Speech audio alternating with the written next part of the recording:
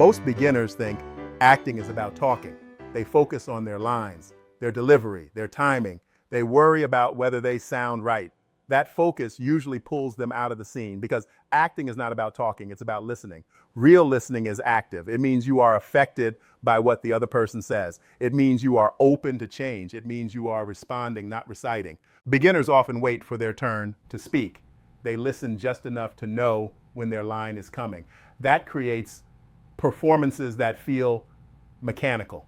Professional actors listen with curiosity. They don't know exactly how they're going to respond until something happens. That's what makes performances feel alive. Listening keeps you present. It keeps you out of your head. When you're listening, you're not worrying about how you look. You're engaged with the moment.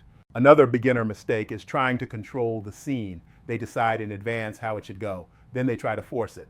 Listening requires letting go of that control. It means allowing the other person to affect you. That doesn't mean losing your objective. It means adjusting how you pursue it. This is where real acting happens. Two actors can say the same lines, but the one who listens feels real because they're responding to what's actually happening.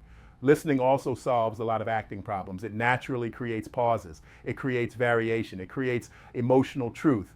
You don't have to manufacture those things. They show up when you're paying attention. Listening is also what allows actors to repeat performances. When you listen, the scene doesn't feel identical every time because the other person is never exactly the same.